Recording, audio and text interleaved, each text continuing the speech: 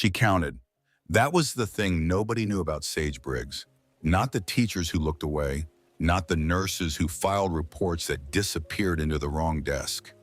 Not the neighbors who saw a thin girl in too small clothes and told themselves it wasn't their business. Nobody knew that for 11 months counting had been the only thing standing between Sage and the darkness that lived at the back of her mind. She counted the knots in the plywood ceiling of the shed. 43. She counted the seconds between Diane's footsteps crossing the yard and the sound of the deadbolt sliding home. Usually 12. She counted the days since she had last seen her father's face, not in a photograph, but in her actual memory, the living version of him laughing whole. 271 days. And now, on a Friday evening in November, standing outside the Harrowfield Public Library, with snow just beginning to fall, and the temperature dropping towards something dangerous, Sage Briggs counted the steps from the front door to the corner table in the back. 47. She had counted them before she even decided to go inside. She had stood on the sidewalk for 3 minutes and 40 seconds. She counted those too, watching through the glass, watching who was inside, watching who might help her, watching who might be the last chance she had before the storm buried everything. The library closed in 9 minutes. She had 9 minutes to change the direction of her life, or she had nothing. She went inside. The warmth hit her first. The building was overheated the way old municipal buildings always were in winter, the radiators clanging and hissing, pushing the temperature to somewhere around 76 degrees. For most people, that was stuffy and uncomfortable. For a girl who had spent the last 3 nights sleeping on a camping mat in an uninsulated shed where the thermometer read 29 degrees, it felt like walking into another world entirely. Her burned hands, still wrapped in gauze that had not been changed in 4 days, throbbed with the sudden shift in temperature. She kept them hidden inside her sleeves. The library smelled like old books and burnt coffee and the particular kind of quiet that settles into public buildings at the end of the day when the people who work there have started thinking about going home. Fluorescent lights hummed above threadbare carpet, the color of dried mud. 3 rows of shelves divided the room. In the back corner, a table. In that table's corner, chair, a man. She had seen him before she came in. Hard to miss. Hard not to look at and equally hard to keep looking at. But she looked. Because looking carefully at things was also something Sage Briggs had learned to do in 11 months of survival. She looked at the 4 other people in the library first. The college student at the computer terminal, early 20s, headphones, backpack, occupying the chair beside him, with the territorial certainty of someone who had been using that chair as a barrier for the past 40 minutes. He had glanced at her when she walked in, looked at her hands, looked back at his screen. The elderly man with the Wall Street Journal late 70s wedding ring, reading glasses on a chain. He had been sitting in the same chair for at least 47 minutes based on the way his coat was still hanging on the back. He looked kind. Sage had learned that kind-looking did not mean much. Carol Finch at the circulation desk, 58 years old, sensible shoes, reading glasses on a beaded chain, the kind of woman who had been working in this library for so long, she had become part of the architecture. She was doing end-of-day paperwork. She had looked up when Sage entered, offered the automatic professional smile, looked back down. And the 2 women from First Baptist near the new release shelf, both wearing purple choir rehearsal shirts with joyful noise embroidered on the pocket, both carrying canvas tote bags printed with scripture. Love one another, faith, hope, love. They were discussing tomorrow's Thanksgiving food drive as they gathered their things, their voices carrying the warm satisfaction of people who consider themselves good. Sage had approached them in order. She had gone to the college student first because he was young, and she had thought maybe young meant less afraid. He had set his backpack on the empty chair before she finished her sentence. His girlfriend was coming, he said. She had been watching him for 40 minutes. He was alone. She went to the elderly man next.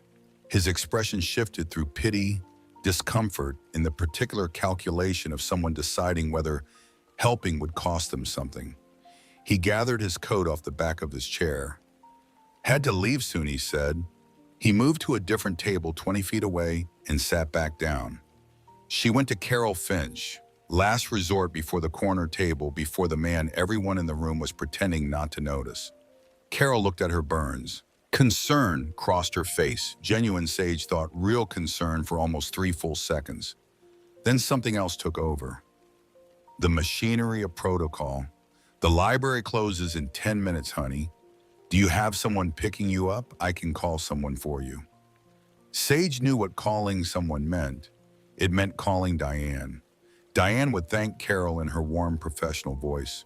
Diane would drive to the library and hold Sage's hand in the parking lot and say, "Sweetheart, you had me worried." And that night, the punishment would be worse than anything yet. "I'm fine, ma'am, thank you." She walked away before Carol could insist. The 2 church women, the last ones in the final minute before Sage ran out of options. Both of them had scripture on their bags. Love one another. One glanced at Sage and nudged her friend. The friend looked Sage up and down, the burned hands, the torn leggings, the duct-taped shoes, the thinness that had become so severe that Sage's collarbones were visible above the neckline of her cardigan. The woman's expression was not concern, it was judgment. "Honey, does your mama know you're here? You look a fright. Best get on home before you catch cold." Sage's throat tightened. These were women who carried Bibles with love, one another literally printed on their bags. Women who were planning a food drive for strangers. Women who were looking at an 11-year-old child with visible burn injuries, severely underweight, wearing duct-taped shoes in November. Their response was that she looked unkempt. "We'll pray for you, sweetheart, but a child your age should be home having supper." They left. White minivan. Sage watched the taillights disappear into the early dark. 4 attempts, 4 rejections, 8 minutes gone. 1 option left. She turned toward the corner table and she counted. 1, 2, 3. The cardigan she was wearing was purple, soft cotton, embroidered daisies along the collar. Her father had given it to her for her 10th birthday. She had been wearing it the night he died, or rather the night Diane said was an accident, the night the smoke detectors did not go off, the night the fire started in the basement, near a furnace that had been serviced 2 weeks before and certified as perfectly functional. The cardigan had 3 missing buttons, now replaced with safety pins. It was the last thing her father had given her, and she wore it every day she was not locked in the shed, because wearing it was the closest she could get to him. 11, 12, 13. Her right shoe was held together with duct-tape sole to upper no laces. Both shoes were 2 sizes too small. She had not grown into them. She had grown out of her old ones, and these were what Diane provided. When she walked, the tape made a soft scraping sound on the carpet. 20, 21, 22. The man in the corner had not looked up yet. He was reading a paperback, spine-cracked pages yellowed with age, and handling the kind of book that had been read so many times it fell open on its own. He was big, 6 feet and more broad through the shoulders, gray beard, pale eyes. A scar ran down the left side of his face from temple to jaw, not a surgical scar, not a clean line. Something that had been torn. A Hell's Angels cut over a thermal hoodie. The kind of man that mothers pulled their children away from on sidewalks. Sage did not pull away. She had been watching him for 6 minutes, long enough to observe what she needed to observe. He had not looked at his phone once. In an era when everyone stared at screens constantly, he had sat in that chair for the entire time she had been watching, and he had read his book. That meant he was present in the room in a way most people were not. He had not watched her when she approached the other people. Most adults, when a child is in distress nearby, oscillate between watching and pretending not to watch, a kind of anxious surveillance. He had read his book, not because he did not notice. Sage had learned to tell the difference between people who did not see her and people who chose not to see her. He was not choosing not to see her. He was simply reading. And when she had walked toward the church women, when the woman had looked at her with that expression and said, "You look a fright," Sage had caught something in her peripheral vision. A stillness in the corner. Not a reaction, not a flinch, just a very subtle, very controlled stillness, the kind that comes from someone accustomed to witnessing things that require a careful response. He saw everything. He just did not perform seeing it. 34, 35, 36. Her hands hurt. The gauze needed changing. The infection had been seeping through for 2 days, staining the bandage yellow-brown. Her right hand was worse than her left. Some of the older scars, the ones from 8 months ago, the ones that were fully healed into thick raised tissue, had restricted the movement of her 2 middle fingers. Occupational therapy, a real doctor had told her once, could address that. She had not seen a real doctor since the school nurse filed a report in March that disappeared into Diane's desk. 42, 43, 44. She was close enough now that she could read the spine of his book. Louis L'Amour Hondo. She knew that name. Her father had had a shelf of westerns, same yellowed paperbacks, same cracked spines. He had read to her from them sometimes when she was small, doing voices for the characters, making her laugh. 45, 46, 47. She stopped. The man looked up. His eyes were pale blue and they were very still. When they looked at you, not the restless scanning of most people's eyes, but something steadier and more deliberate, like a level being checked. He looked at her face first, then at her hands, at the gauze visible now where her sleeves had shifted, then back at her face. The assessment took maybe 4 seconds. Whatever he found, his expression did not shift toward alarm or discomfort or the particular kind of pity that preceded walking away. He set his book down, slowly, deliberately, with both hands visible. Sage opened her mouth. She had a speech prepared. She had been working on it for 11 days, ever since the night she had crouched at the cracked window of the shed in the cold and listened and written down every word. The speech was careful and logical and presented the evidence in order. She had rehearsed it mentally during the 40 minutes she had spent watching the library from the sidewalk. She said 5 words instead. "Please don't send me back." Her voice came out quieter than she intended. The radiators nearly swallowed it. The man's pale eyes did not waver. He pushed the empty chair across from him back with his boot, a single gentle motion metal leg scraping softly on carpet, creating space-making invitation. Not a word spoken, just a door open. "Sit down," he said. Gravel voice, the kind that had probably once carried across loud rooms, softened now to something that did not demand. "You're safe here." It took Sage 4.7 seconds to lower herself into the chair. Her body had forgotten what it felt like to sit somewhere without calculating how quickly she could stand back up. He placed both hands flat on the table, palms down, fingers spread. She understood without being told that this was intentional. No sudden moves, no hidden intentions.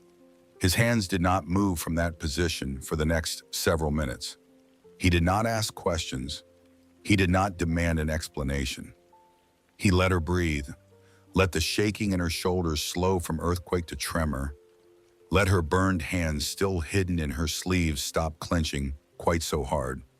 Let her eyes stop darting to the door every few seconds and settle into something closer to stillness. Then he said quietly, "Nobody's making you leave before you're ready." Sage pulled her right sleeve up first, then the left.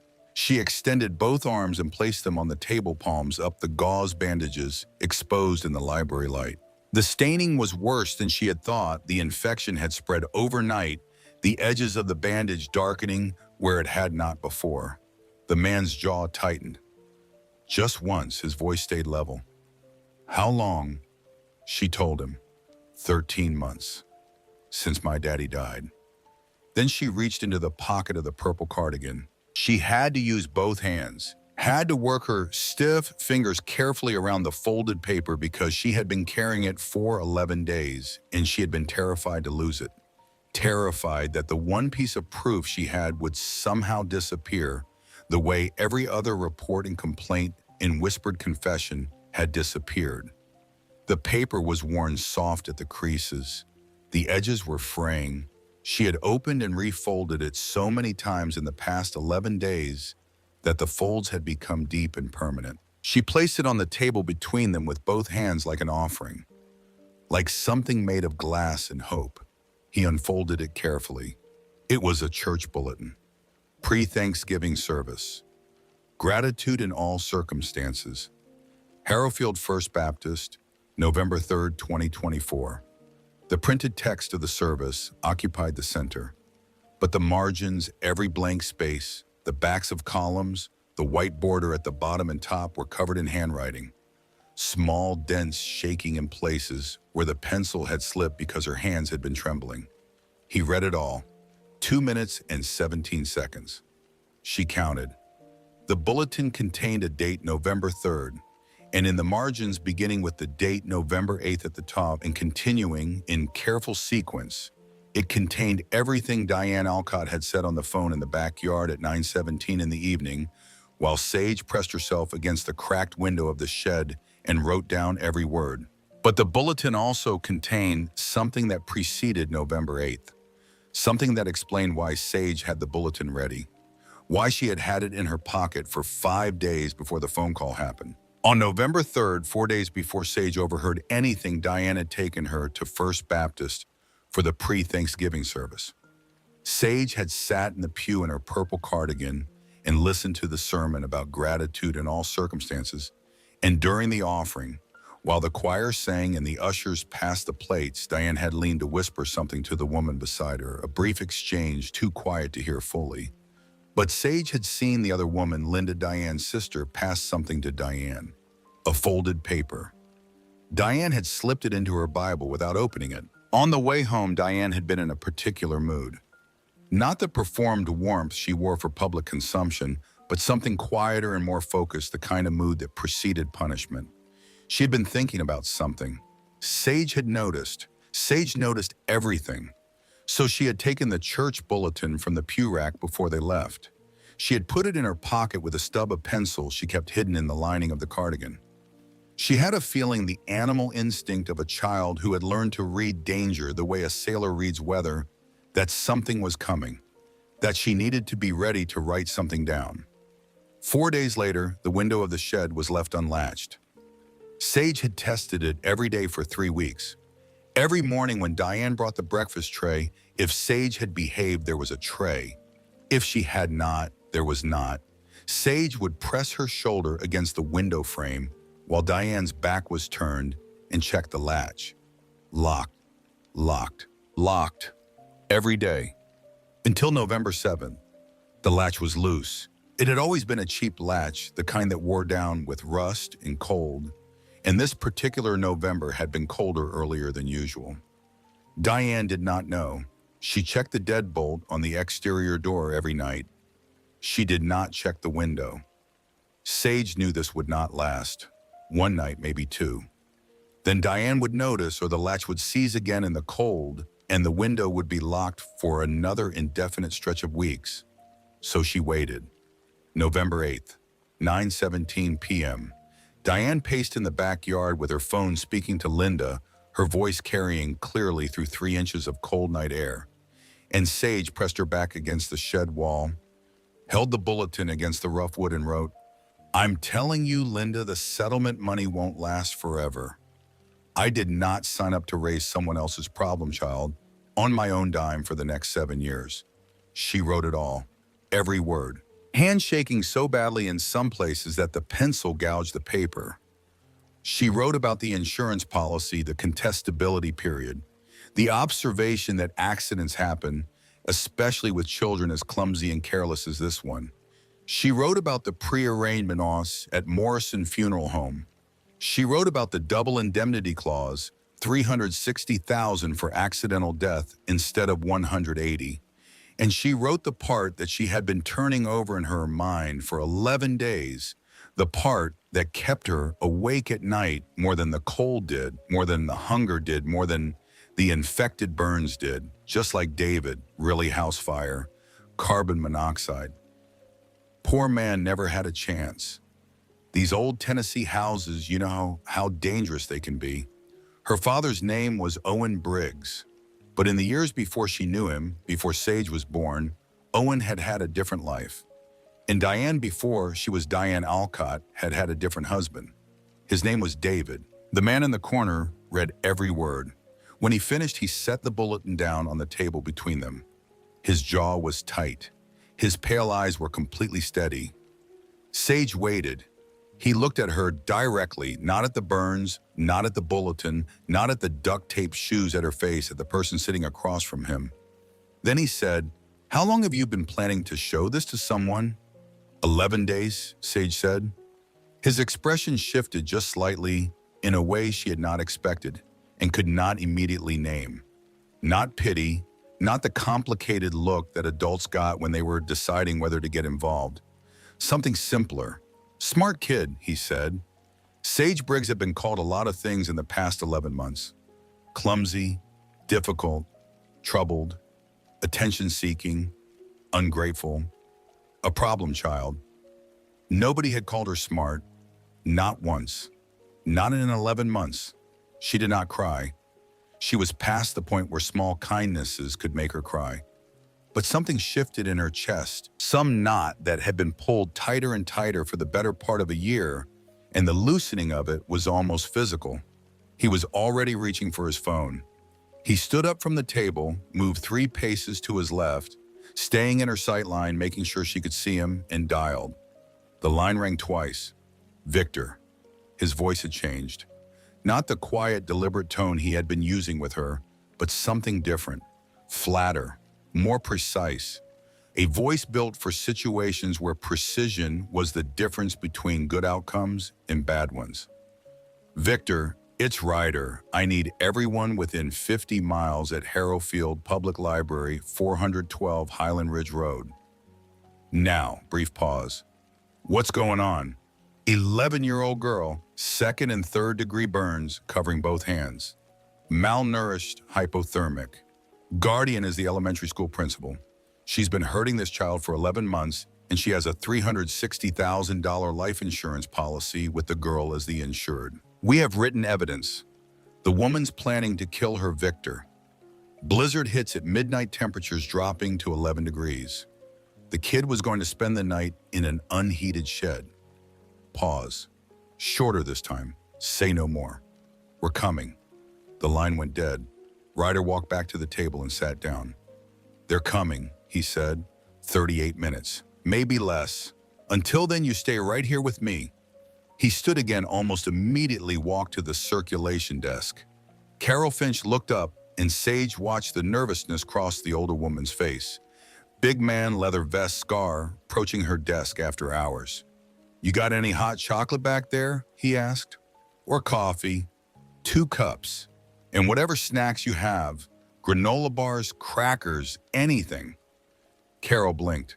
"The coffee is free for patrons. I think we have some granola bars in the break room." "I'd appreciate it." He came back with 2 styrofoam cups and 3 granola bars.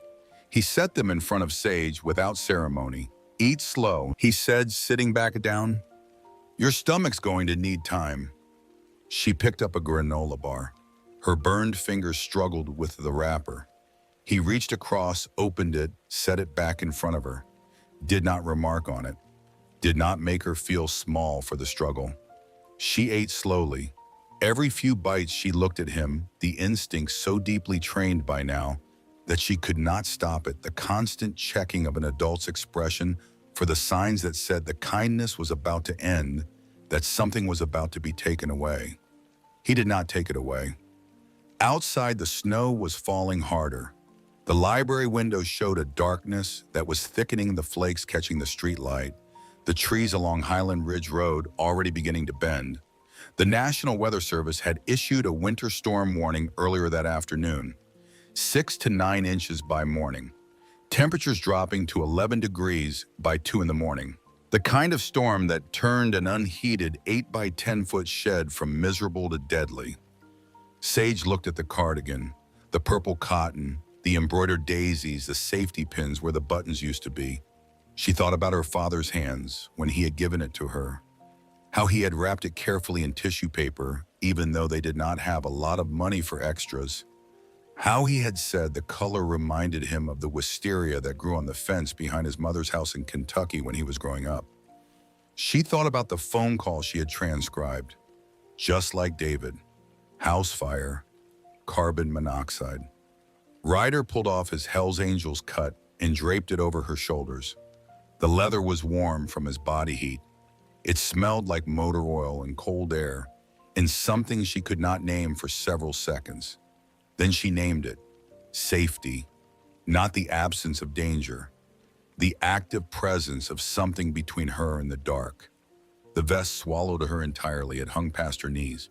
The back patch facing outward, the smaller patches on the chest pointing up at her chin. She sat inside it and felt the warmth seeping through her cardigan and into her arms. He crouched down to her eye level. "Anybody wants to get to you now?" He said, "They go through me first. And sweetheart, I don't move easy." She believed him. She looked at the church bulletin on the table between them. 11 days she had carried it. 11 days of showing it to no one, protecting it, touching it every 30 seconds to make sure it was still there, because it was the only proof she had that she was not imagining the nightmare, that the thing Diane was planning was real. She thought about the morning after she had written it, how she had gotten up from the camping mat before the cold grayed into dawn and read back what she had written, and her hand had gone to her mouth, because she had known in the animal part of herself that Diane intended for her to die. But knowing and having it in writing, having Diane's own words on paper, the funeral home quote, the double indemnity, the reference to her father, that was different. That was real in a way the animal knowing was not. She had thought about who to tell, thought about it systematically the way she had trained herself to think about problems, because Diane had taken away almost everything, but she had not taken away Sage's ability to think. The school nurse, Deborah Hollis, had photographed the burns in March, had filed a report. The report had gone to the principal. Diane was the principal. Her teacher, Ms. Holm, had heard Sage whisper the truth 5 months ago, had reported it. 3 days later, Sage was in a different classroom, and Mrs. Holm was told not to engage with her. Boyd Calloway, her father's best friend, had come to the house twice after Owen died. Diane had met him at the door both times. Sage had seen him through the window.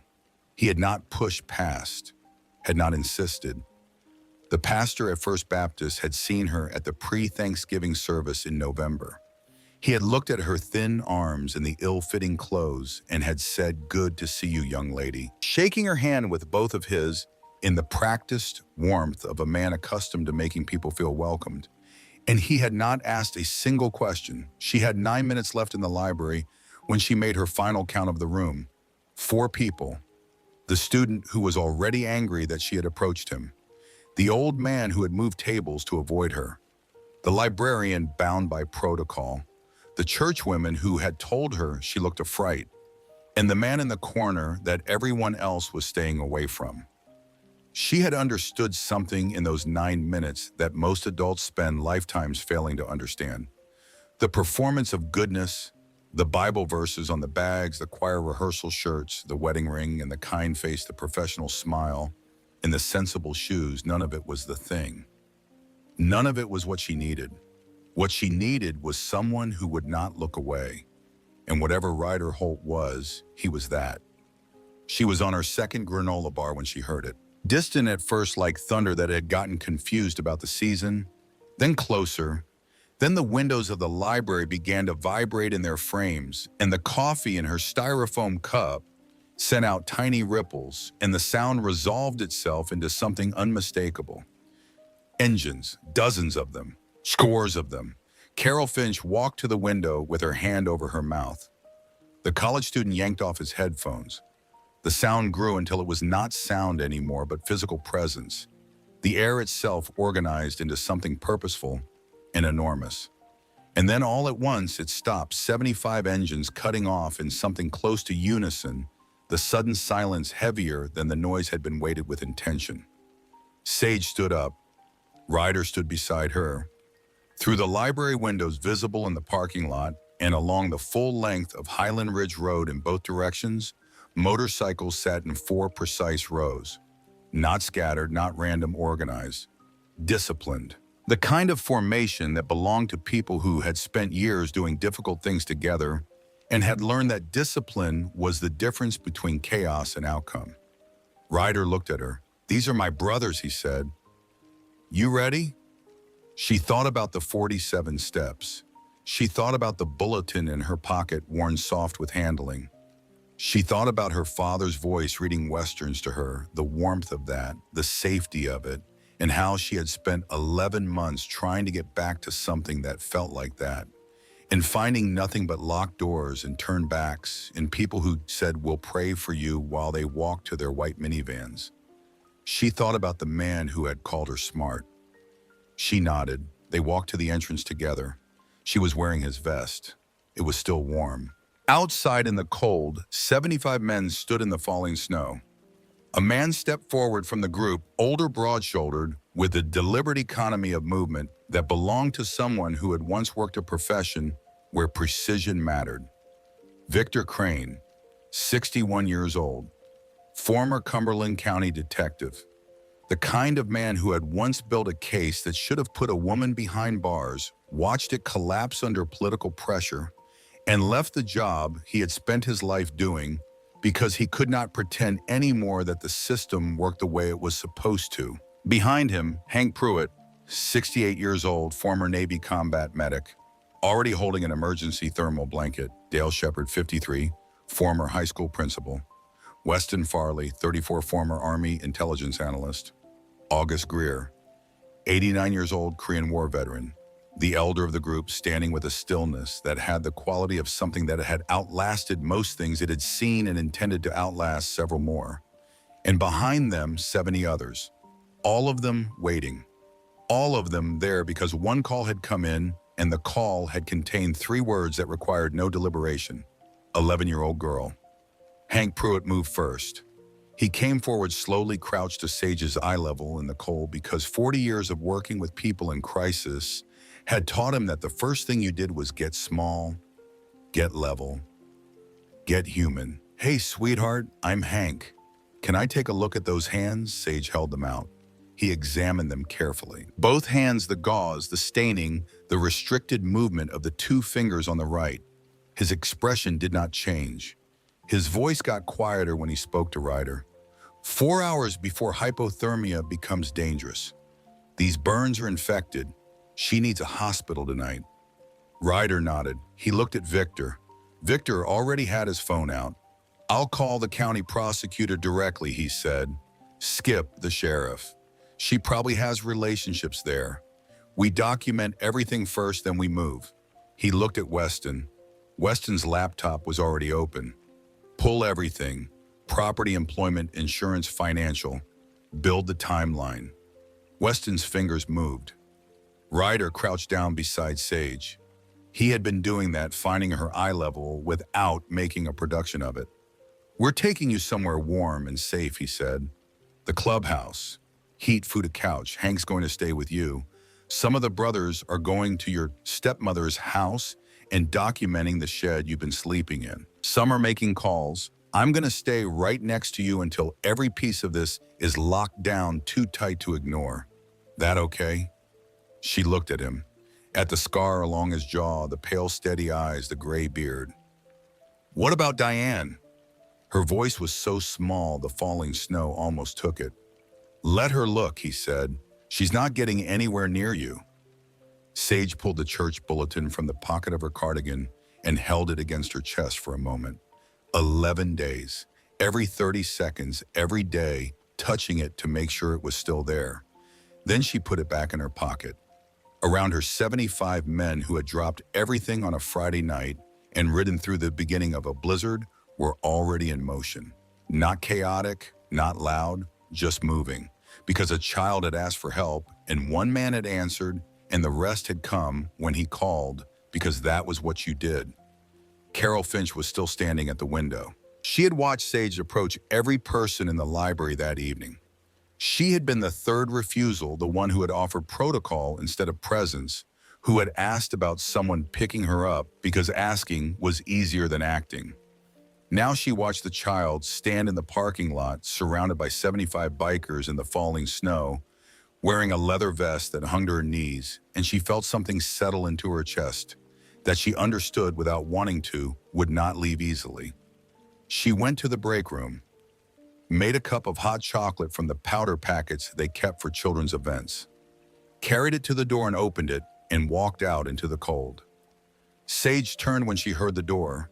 Carol held out the cup, did not speak, did not offer explanation or apology or the managed version of either, just held out the cup.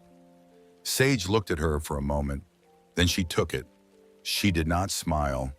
She did not say thank you. She simply received the cup and turned back toward the parking lot, and the warmth in her hands was real. And Carol stood in the doorway of the library and watched her go and said nothing because there was nothing adequate to say, and she knew it. The snow was falling harder now. The temperature was already below freezing, dropping toward the 11 degrees that the Weather Service had promised by 2 in the morning. Somewhere across Harrowfield at 412 Maplewood Drive, an 8-by-10-foot shed sat with its deadbolt locked and its camping mat on the concrete floor, and its single thin blanket with holes in it, and its thermometer reading 29 degrees. It was empty. For the first time in 11 months, it was empty. Sage walked across the library parking lot, surrounded by men in leather vests and falling snow, wearing a Hell's Angels cut that hung to her knees, eating the last of a granola bar with stiff burned fingers. And she did not count a single step. She did not need to. The clubhouse sat 11 miles outside Harrowfield on a 2-lane road that the county resurfaced every few years and forgot about in between. Single-story building, cinder block, and wood gravel lot, American flag on a pole out front that snapped in the rising wind. Inside, warm, a kitchen with a commercial coffee maker running continuously, a long table where the chapter held its meetings, couches against the walls worn soft from years of use, a wood stove in the corner that Hank fed steadily through the night, keeping the temperature at something that qualified as genuinely warm rather than merely not frozen. Sage sat on the center couch wrapped in 2 blankets, and Ryder's vest hands curled around a mug of broth that Hank had warmed on the stove, and watched the room organize itself around her. She was good at watching. 11 months of careful observation had made her very good at reading rooms, at identifying who held authority, who deferred, who was performing, and who was simply doing. What she saw in the clubhouse was a group of men who had done difficult things before and had learned the difference between urgency and panic. Nobody raised their voice. Nobody moved without purpose. The room had the particular quality of a place where people knew their roles and trusted the people next to them to know theirs. Weston Farley sat at the long table with 2 laptops open, fingers moving in short, precise bursts. He was 34, former Army intelligence, with the kind of focus that narrowed his whole face when he was working. Everything pointed inward toward the screen, toward the data. He did not look up for the first 20 minutes. Victor Crane paced slowly near the door, phone to his ear, speaking in the measured cadences of a man who had spent decades giving information to people who needed to act on it quickly. Dale Shepard was on his own phone in the kitchen doorway, reaching out to Marvell Briggs in Kentucky, Sage's grandmother Owen's mother, the person who would need to get here as fast as road conditions allowed. Hank sat beside Sage and monitored her temperature every 15 minutes with a small thermometer and a quietness that did not feel clinical. When her mug emptied, he refilled it without asking. When the shaking in her shoulders picked up, he adjusted the blankets without comment. August Greer sat in the armchair nearest the wood stove, not on a phone, not at a laptop, just present. 89 years old Korean War veteran, the kind of stillness in him that came from having outlasted a great many urgent things. He watched Sage with the patient attention of someone who understood that sometimes the most important thing a person could do was simply refuse to leave. Outside, 4 motorcycles were already gone, headed to 412 Maplewood Drive to document what was there before the snow covered it. Sage watched the room. She held her breath. She breathed. It was the first time in 11 months that she had been in a room full of people and not calculated her exit routes. She did not examine why. She just let it be. The 4 brothers reached 412 Maplewood Drive at 8:43 in the evening. The house was dark. Diane's car was in the driveway. She did not know yet. Would not know until morning. The lights on the main floor were off, which meant she had gone to bed, or at least gone upstairs. The shed sat in the rear of the property, set back from the house, separated from the neighbor's fence line by a strip of dead grass and a row of cedar shrubs that blocked the sight line from the street. They used flashlights. They documented everything. The shed was 8 feet by 10 feet. Concrete floor, no insulation between the walls, and the exterior siding bare wood studding exposed on the interior gaps between boards where winter air pushed through. A single window, the latch visibly worn. A camping mat, thin blue foam, the kind sold at discount stores for $12, set directly on the concrete. One blanket, gray army surplus full of holes. A plastic bucket in the corner. A shelf with a single canteen. The deadbolt on the exterior of the door was heavy-duty, the kind installed specifically to lock from the outside. Not the kind of hardware a person added to an outbuilding for security purposes. The kind of hardware a person added to a room when they needed to ensure its occupant could not leave. One brother photographed every surface, every detail, every inch of wall. Another located the thermometer mounted just inside the door, a simple analog model, the kind with a red alcohol column. He photographed it against the timestamp on his phone. 29 degrees Fahrenheit, 11:42 p.m. Hank Pruitt. When the photographs reached him at the clubhouse, looked at them in silence for a long moment. Then he looked at Sage, who was asleep on the couch with the blankets pulled to her chin, her breathing shallow but steady. He did the math quietly for Ryder, for Victor. Core temperature in an uninsulated space at 29 degrees Fahrenheit for a 68-pound child already compromised by malnutrition and infection. Wearing the clothing she had arrived in hypothermia would reach the dangerous threshold in approximately 4 hours. By 2 in the morning, when the temperature outside was forecast to drop to 11 degrees and the shed interior would be following it down, the dangerous threshold would become the fatal one. By 6 in the morning, by the time Diane would have unlocked the deadbolt and opened the door, the outcome would have been irreversible. Nobody said anything for a moment. Then Victor said very quietly, to no one in particular, "We got here in time." And that was all that was said about it, because saying more would have required acknowledging how close it had been, and there was still too much work to do for anyone to stop and feel the full weight of that. Weston found the first piece at 9:11 in the evening. He pulled up the public property records for Harrowfield County. Owen Briggs, 318 Sycamore Lane. Died December 14, 2023. Property transferred to Diane Alcott through the estate.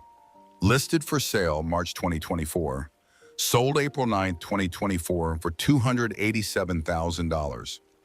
Diane had purchased a different house, 412 Maplewood Drive, in February 2024, 2 months before she sold Owen's house. Purchase price $168,000. The arithmetic was straightforward.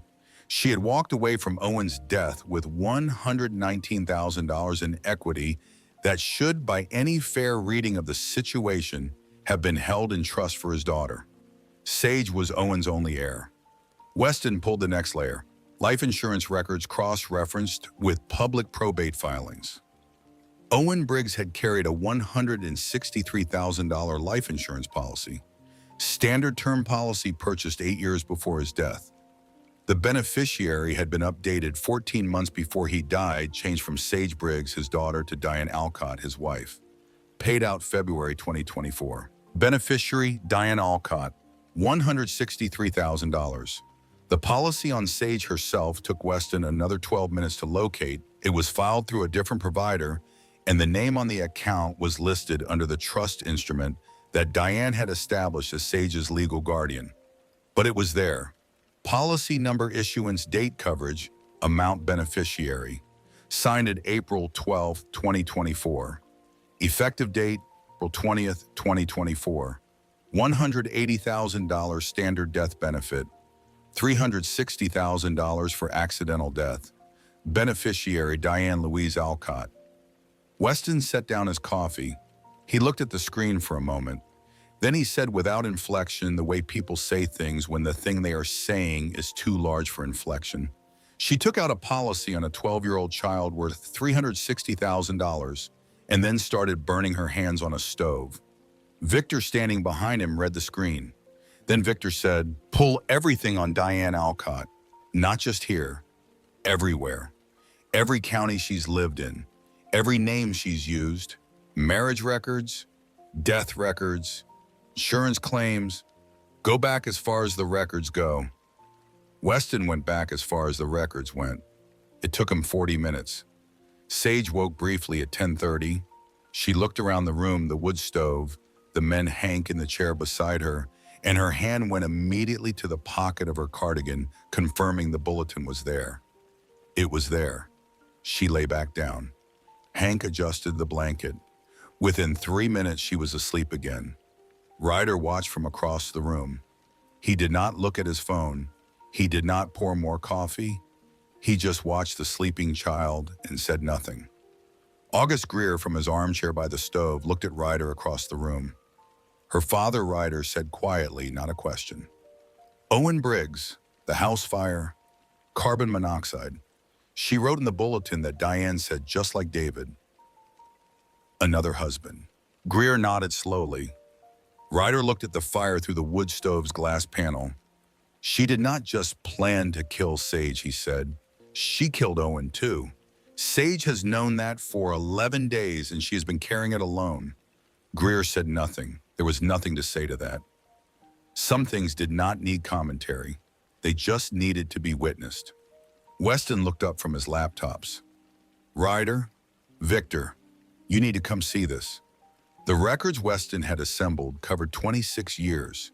He laid them out in chronological order, pulling up each document on the screen and walking through it without editorializing. He had been trained to present intelligence without interpretation, to let the pattern speak for itself, because patterns that were pointed at rather than named had a way of being undeniable. First document, marriage record, 1998. Diane Louise Winters, her maiden name, married Richard Stanton, age 41, Knoxville, Tennessee. Richard Stanton died 2002, cause of death, accidental drowning. Lake boating accident. Norris Lake, July 14th, 2002. Richard fell overboard, struck his head on the hull, drowned before rescue arrived. Diane was on shore when it happened. Multiple witnesses confirmed her location. Life insurance payout, $85,000. Beneficiary, Diane Louise Stanton. Second document, marriage record 2005. Diane Louise Stanton married Gregory Alcott, age 44, Cumberland County, Tennessee. Gregory Alcott died 2009. Cause of death, accidental prescription drug overdose. Oxycodone prescribed for a back injury sustained at work. Toxicology showed levels 3 times the prescribed dose in his bloodstream. Diane had reported finding him unresponsive in their bedroom. She had explained to investigators that Gregory sometimes got confused about his dosing schedule, took extra pills when the pain was bad. Life insurance payout, $120,000. Beneficiary, Diane Louise Alcott, who had by this point changed her surname and kept it. Victor's expression when he saw the second document went through something that was not quite readable from the outside. His jaw set, his breathing changed just slightly. He stared at the screen for a long moment. Third document, marriage record 2022. Diane Louise Alcott married Owen James Briggs, Harrowfield, Tennessee. Owen Briggs died December 14, 2023. Cause of death, accidental carbon monoxide poisoning with associated thermal injuries. House fire originating in the basement near the furnace. Death certificate listed as accidental. Victor stared at the third document and said nothing. Ryder looked at him. Victor said very quietly, without looking away from the screen, "I investigated the Gregory Alcott case. In 2009, I was assigned to it because the responding officers had flagged some inconsistencies in the scene. I spent 4 months building what I thought was a solid case. The toxicology, the pill organizer, Gregory, kept a pill organizer organized by day and time because his own father had died from a medication error, and he was meticulous about it. The pills in the organizer did not match the levels in his bloodstream. Someone had given him additional doses. I had a theory about how. I was building toward charges. He stopped.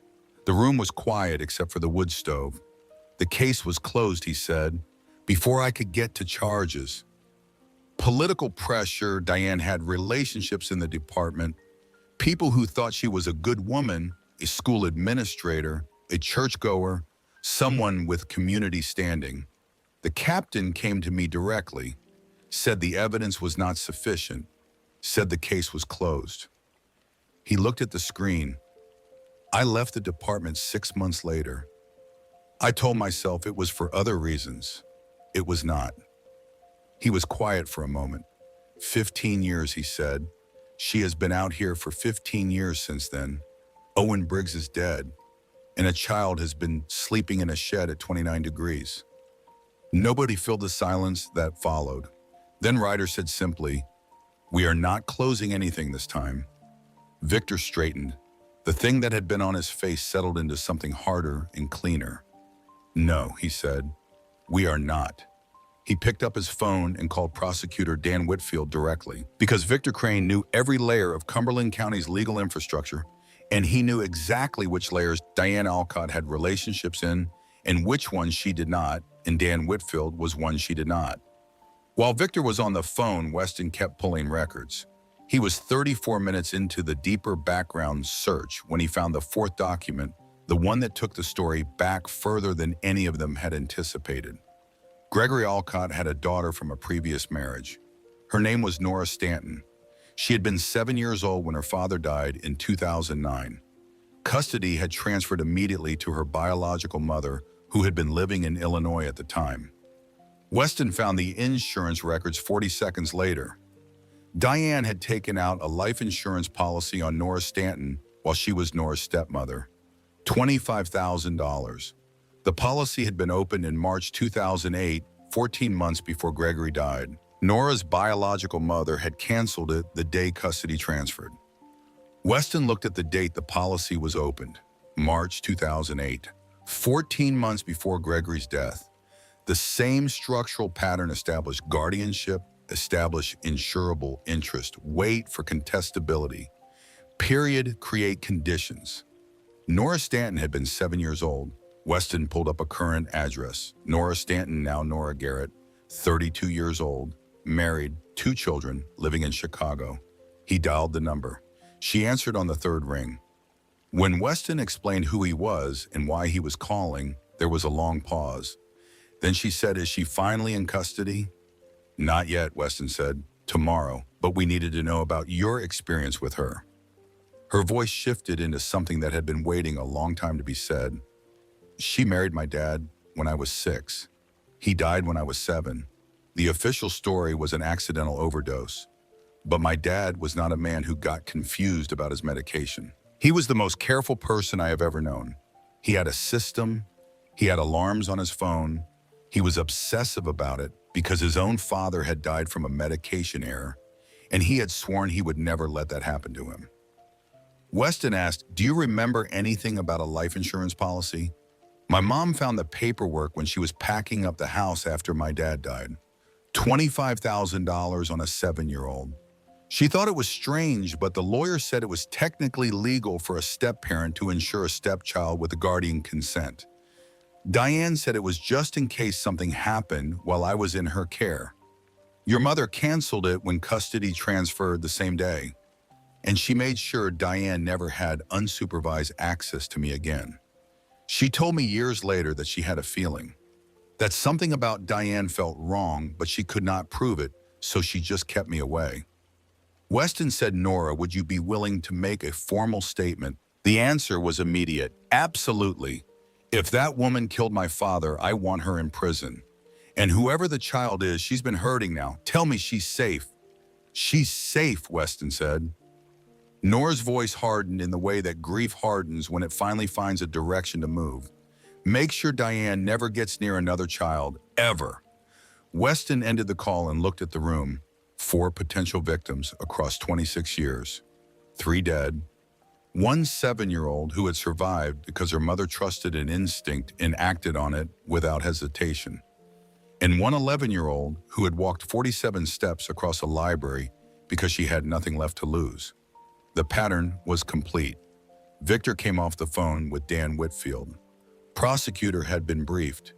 Emergency protective order would be issued tonight. Investigation was being escalated to the federal level immediately. Then Victor looked at the records Weston had assembled, and he was very still for a moment. "Get me everything you have on Owen Briggs's death," he said. "The fire, the furnace inspection records, the smoke detector reports, the original investigation file." Weston was already searching. It took him 18 minutes to find what Victor had suspected was there. Owen Briggs's furnace had been professionally serviced and certified as fully operational 14 days before the fire. The service record was documented. 3 smoke detectors had been installed in the house 7 months prior, brand new units with batteries rated for 10 years.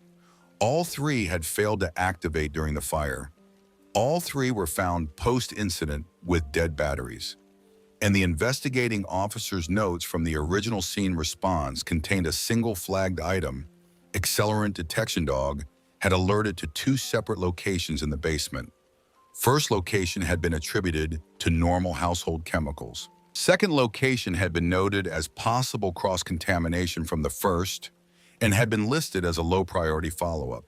The follow-up had never occurred because Diane Alcott had been in Nashville the night Owen Briggs died. Hotel reservation conference registration, multiple witnesses who had attended the same school administrator conference and had seen her there. Her alibi was documented, and it had been reviewed, and it had been accepted without challenge because everything else about the scene was consistent with the accidental narrative, and there was no reason to dig harder. Victor read every word of the file. Then he said, "Pull the hotel camera footage." Not the check-in records, the actual footage. Lobby cameras, parking structure, cameras, elevator cameras. "I want to see her arrive." Weston made the call to the hotel security department. It took 22 minutes of escalating phone calls to reach someone with the authority to pull archived footage from 9 months ago. When the footage came through, Weston opened it on the laptop and let it run. The woman who checked into the hotel on the evening of December 13, 2023 was the right age. She had Diane's honey blonde hair. She was wearing a coat that Diane owned. Weston had found a photograph on Diane's school administrator profile page that showed the same coat, but the face was not Diane's face. Close. Similar enough that a front desk clerk who had processed 50 check-ins that evening might not have looked twice, but not Diane. Weston pulled up the photograph of Linda Alcott from a social media profile he had found 20 minutes earlier. Diane's younger sister.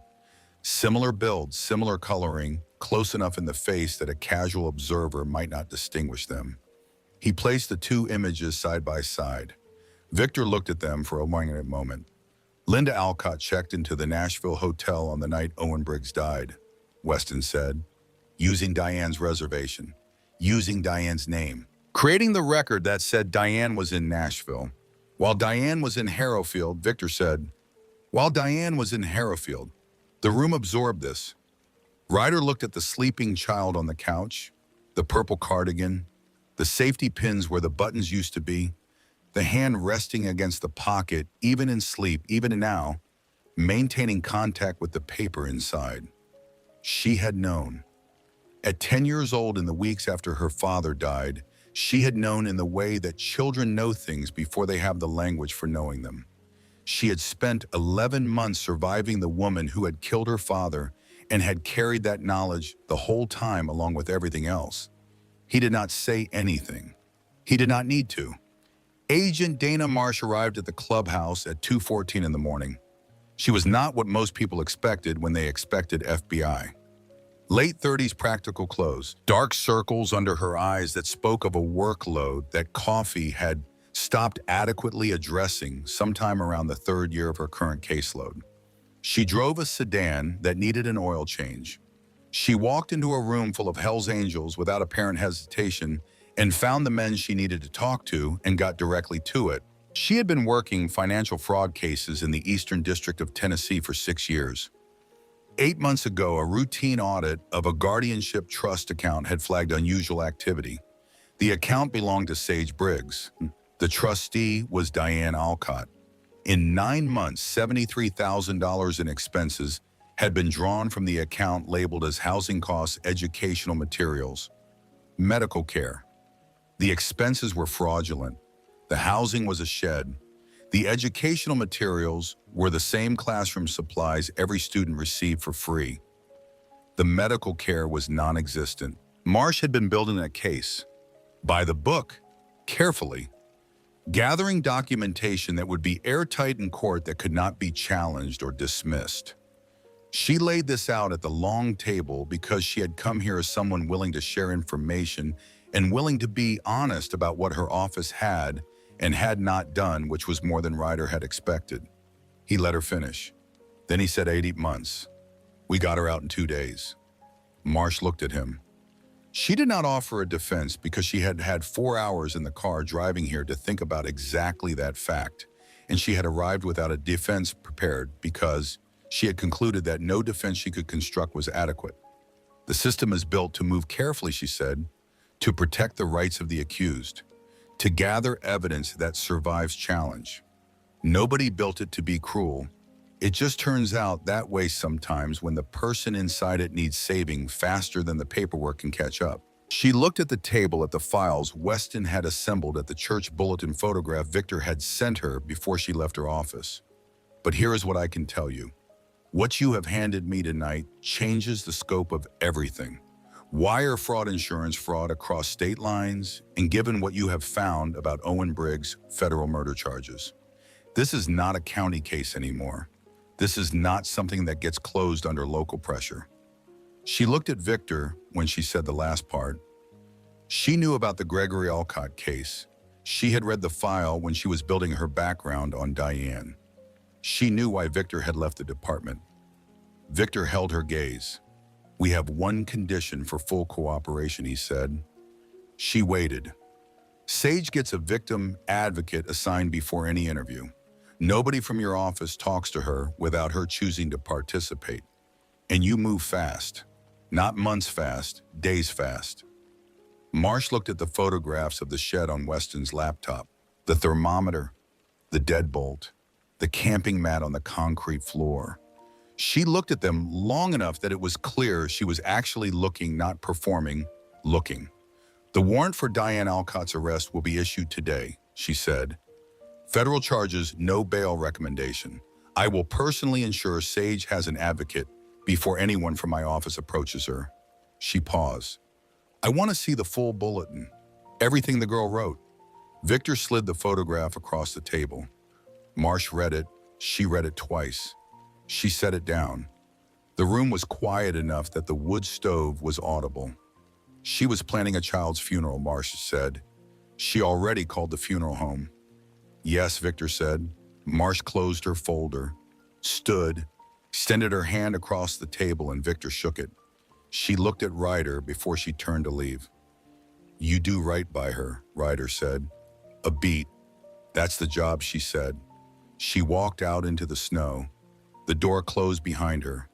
The room exhaled. At 6:47 in the morning, Diane Alcott stood in her kitchen making coffee. She was humming. A hymn from Sunday service.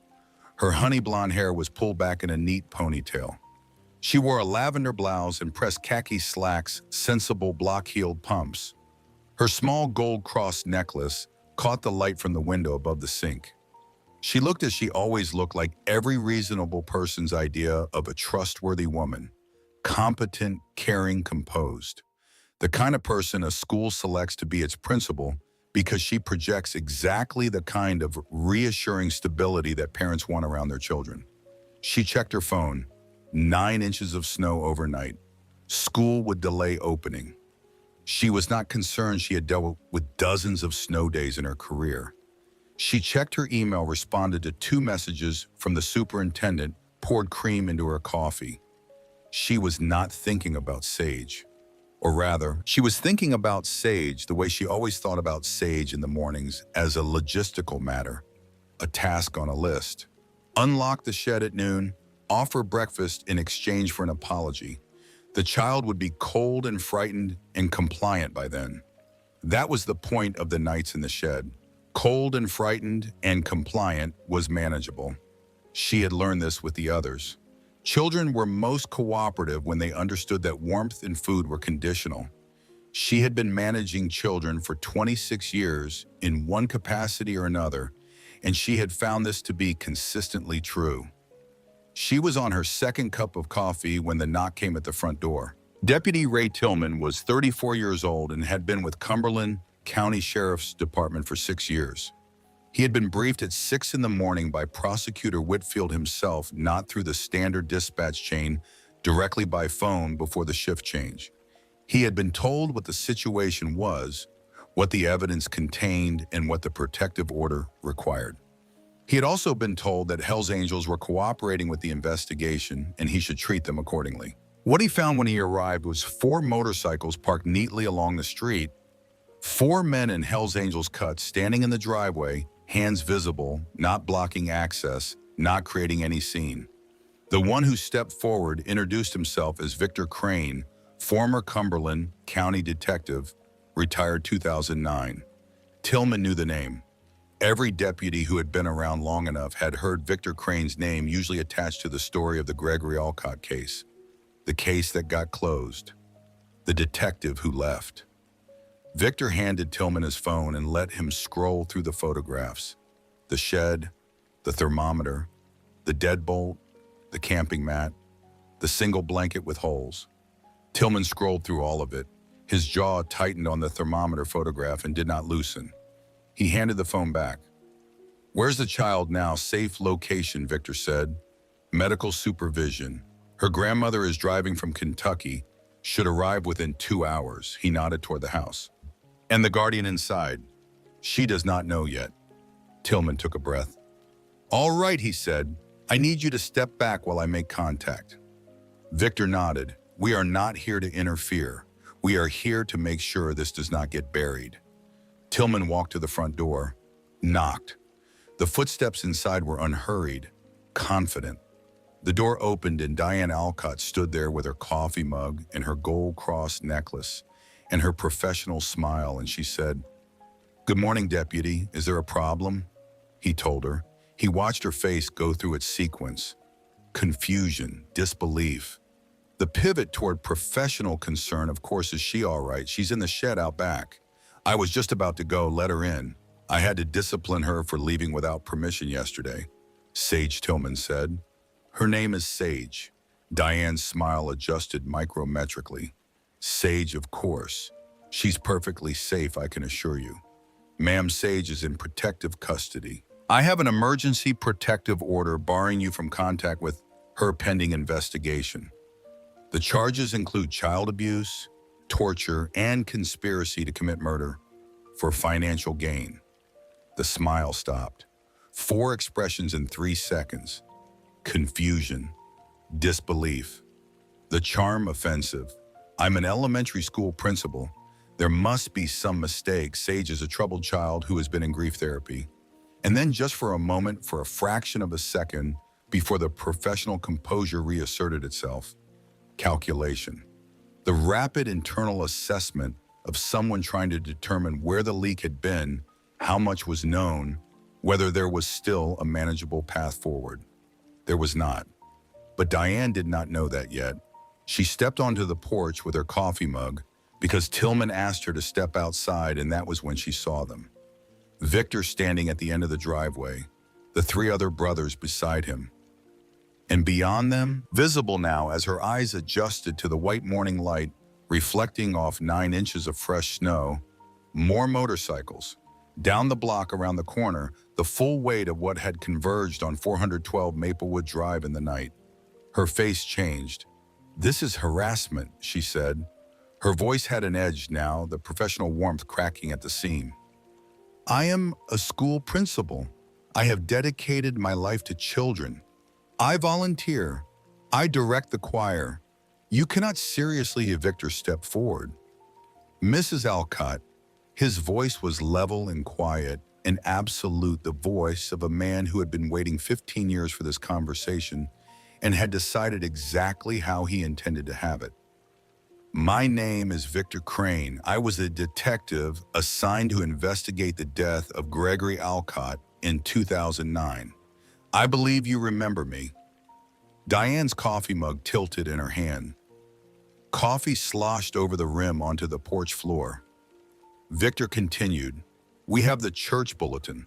We have the insurance policy on Sage Briggs. We have the property records from Owen's house. We have testimony from 3 witnesses who reported concerns about Sage to your office at Harrowfield Elementary and received professional assurances in response. We have hotel camera footage from Nashville showing that the woman who checked in on the night of December 13th, 2023, was not you. And we have spoken with Nora Stanton in Chicago." He paused. Diane's face had gone from pale to gray. Not the performance of shock, not the managed response she had been deploying since Tillman knocked on her door. Something underneath that, something that had no performance left in it. "I don't know what you think we know about Linda," Victor said. "The hotel, the camera footage. We know you were not in Nashville the night Owen Briggs died." Diane opened her mouth, closed it. Tillman stepped forward. "Ma'am, I need you to come with me for questioning. You are being detained for investigation regarding child abuse, torture, conspiracy to commit murder, and insurance fraud. You are not under arrest at this time, but you are not free to leave." Diane looked at Victor one more time.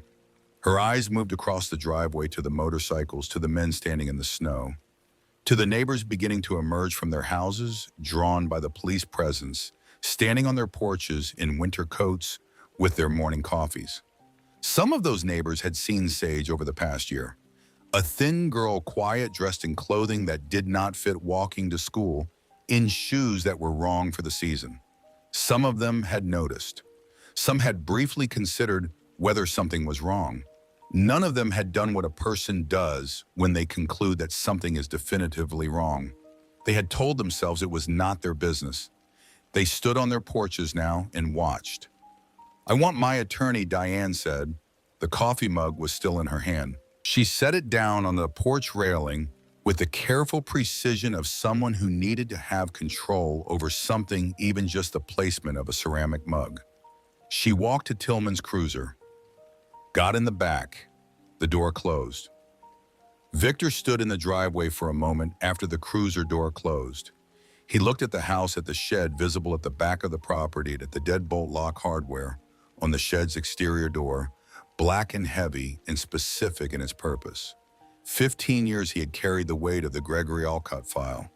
15 years of knowing what he had known and being unable to do anything with it.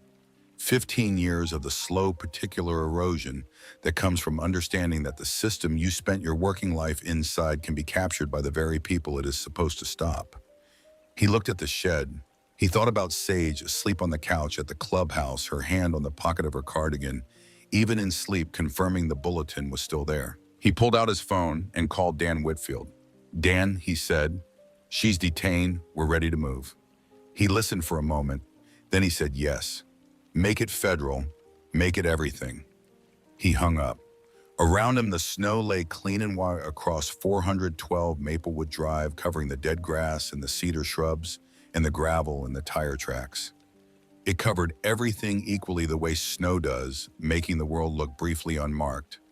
The shed stood at the back of the property, empty, and 11 miles away, Sage Briggs was still sleeping. The arrest happened at 4:47 in the afternoon. Federal agents, 4 vehicles, weapons drawn because the protocol required it, and because a woman who had killed 3 people and was in the process of planning a 4th was not a woman you approach without protocol. They read Diane Alcott, her rights on the front porch of 412 Maplewood Drive in the cold afternoon light, with 9 inches of snow still on the ground from the night before and the temperature already dropping again. She did not struggle. That was not her way. Her way was composure and professional language and the careful management of perception, and she maintained it even now, even as the handcuffs closed around her wrists. The charges were read aloud. Federal wire fraud, interstate insurance fraud, conspiracy to commit murder, 3 counts of suspected homicide pending full investigation. Richard Stanton, Gregory Alcott, Owen Briggs, attempted murder of a minor, child endangerment, torture, grand theft from a protected person's trust account. The bail recommendation was set at a number that accounted for the fact that a woman who had stolen and spent several $100,000 over the course of 26 years and had no remaining liquid assets was not a woman who would make it to her court dates if given the opportunity to run. The neighbors were out again. More of them this time. Word had moved through the street the way word moves in small communities, not through any single source, but through the accumulated weight of police vehicles and federal agents in the particular atmosphere of a situation that was no longer possible to characterize as routine. They stood on their porches and in their driveways, and they watched. Some of them had seen Sage, not once, not briefly, but repeatedly over the course of 11 months. A thin girl in clothing that did not fit, shoes that were wrong for the weather, a quietness that had a quality to it different from ordinary childhood quietness, watchful, measuring, calibrated. Some of them had felt something when they saw her. Not nothing, something. An unease, a flicker of recognition that something in the picture was wrong. They had let that flicker die without acting on it.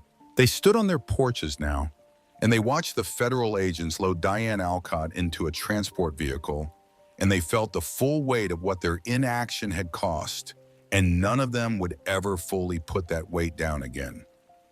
The transport vehicle pulled away. Diane's last words before the door closed were, "I want my attorney." She did not ask about Sage, did not ask whether the child was warm, whether the infection in her hands was being treated, whether she had eaten. Not one word directed toward the 11-year-old girl she had been entrusted to protect and had spent 11 months systematically destroying. She asked for her attorney, because even at the end, with the handcuffs on and the charges read, and 15 years of carefully constructed respectability collapsing in real time, Diane Alcott was thinking about Diane Alcott. The vehicle turned the corner and was gone. Victor stood in the driveway until the sound of it faded. Then he stood there a little longer, in the cold, not moving, not reaching for his phone, just standing in the place where something that had needed to happen for 15 years had finally happened. Then he got on his motorcycle and rode toward the clubhouse. Ryder sat in his truck in the clubhouse parking lot. He had watched the arrest from a distance, driven out to Maplewood with August Greer, and parked half a block down because he had needed to see it. Needed to confirm with his own eyes that the door had closed, that the transport vehicle had left, that Diane Alcott was in custody and not making a phone call to someone who owed her a favor and would quietly make the situation manageable. He had watched until the vehicle turned the corner. Then he had driven back. He sat in the parking lot now with the engine off and the cold coming through the windows, and he thought about his sister Callie, 13 years old when the foster care system lost track of her, 14 when they found her in an abandoned building on the east side of Knoxville, 6 months after she had run from a placement that nobody had adequately vetted because the system was overloaded and corners got cut and children fell through the gaps while the paperwork caught up. He had been overseas. He had gotten the call on a satellite phone in a place where satellite phones were the only way to communicate with the world outside, and he had stood in the dust and heat of a country very far from Tennessee and understood that he had failed the one person he was most responsible for protecting. Not because he had done anything wrong, he had been deployed. He had had no choice. He had been 19 years old and doing what 19-year-olds do when their country calls them, and Callie had been 13 and the system was supposed to take care of her while he was gone. The system had not taken care of her. He had carried that for 35 years, not loudly. He did not carry things loudly, but it was there the way certain weights become structural over time, not something you put down, but something that becomes part of the architecture of who you are, something that shapes the angle of everything else. He thought about Sage walking 47 steps across a library because she had run out of other options. He thought about her voice, 5 words so quiet the radiators almost swallowed them. Please don't send me back. He thought about her face when he had said smart kid, and something had shifted behind her eyes, some knot loosening. He sat in the truck for a long time. Then he went inside. Sage was awake. She was sitting on the center couch with both hands wrapped in fresh bandages. Hank had changed them twice in the past 18 hours, clean gauze, antibiotic ointment, careful attention to the infected areas that were beginning slowly to respond to treatment. Her color was better than it had been the night before. The hypothermia was resolved. The malnutrition was going to take weeks to address properly. The refeeding, careful and gradual, her stomach relearning the process of regular nourishment. She was holding the church bulletin. She had asked for it back that morning. Victor had provided her with a photograph of it. The original was now evidence logged and documented and secured. But Sage had asked for the photograph to be printed, and Dale Shepard had driven to a pharmacy and printed it because it was a small thing to do and it mattered. She sat with the photograph in her lap, not reading it, just holding it, looking at her own handwriting, the shaking script in the margins, the words she had pressed onto paper in the dark and cold of the shed, while Diane paced the yard 10 feet away. She heard Ryder come in. She looked up. He crossed the room and sat in the armchair across from her. He did not say anything immediately. He had learned in the past 18 hours that Sage did not need people to fill silences. She had had too much noise in her life, too many adult voices explaining things away, reframing things, telling her that what she knew to be true was not true. Silence was something she could work with. She looked at him. "Is it done?" she asked. He nodded. "She's in federal custody." Sage looked back at the photograph. She traced one line of her own writing with her fingertip, not the words about the insurance or the funeral home quote, but the section she had written about her father, about what Diane had said to Linda. Just like David, house fire, carbon monoxide. Poor man never had a chance. She had known in the way that you know things before you have language for them from the first month after her father died. Not the specifics, not the insurance or the alibi or the accelerant points or any of the things that investigators were now pulling apart. Just the animal certainty, the thing in her chest that said the story she had been told about her father's death was not the true story. She had not had a word for it.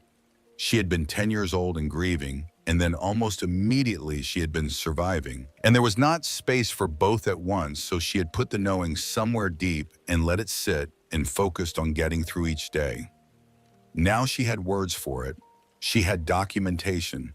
She had investigators and federal agents and a prosecutor who had issued an emergency protective order and a room full of men who had come when she asked.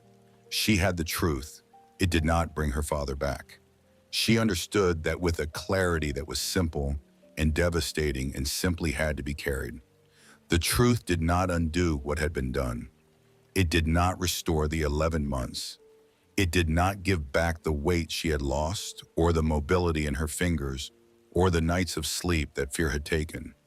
But it was real, and real was something.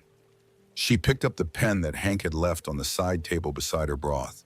She unfolded the photograph of the bulletin, carefully found the bottom margin, the last remaining white space. Below the final line she had written on November 8th in the cold and the dark, she wrote 3 words: "I made it."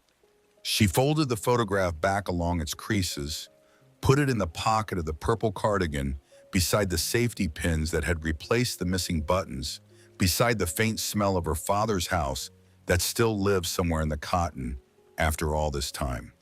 She looked at Ryder. He was watching her, not intrusively, not demanding, just present the way he had been present from the moment she had walked 47 steps across a library and said 5 words to a stranger. "Thank you," she said, "for believing me." He shook his head.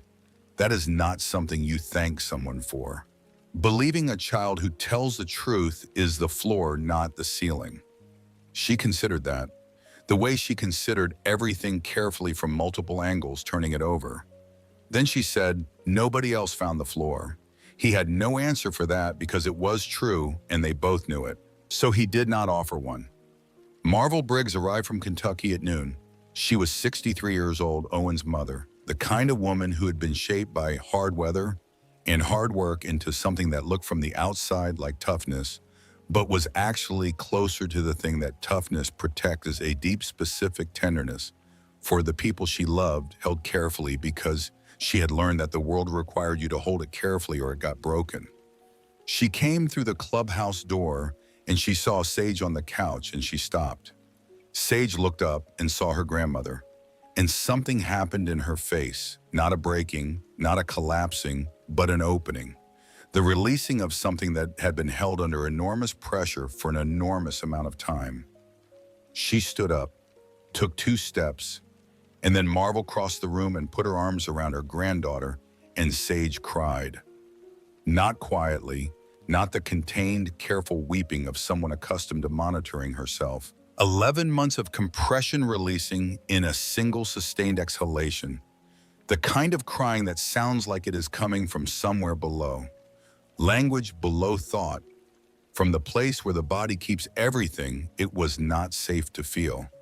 Marvel held her and said nothing. She did not say it was okay because it was not okay. And she was wise enough to know that telling a child who had been through what Sage had been through, that it was okay, was an insult dressed as comfort. She did not say you are safe now because she knew enough about what her granddaughter had survived to understand that it would be a long time before safe felt like more than a word. She just held her. The men in the room found reasons to be in the kitchen or outside or looking at something on a laptop with great apparent concentration. August Greer alone remained in his armchair by the wood stove. He looked at Marvell over Sage's head and gave a single slow nod, and Marvell gave one back. The communication of 2 people who had seen enough of the world to understand what they were looking at. After a while, Sage's breathing evened out.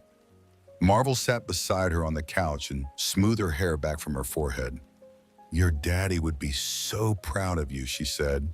Her voice was steady because she had made herself steady for this moment, for this child. Sage did not answer immediately. She was looking at the wood stove. Then she said, "She killed him, didn't she?" It was not a question.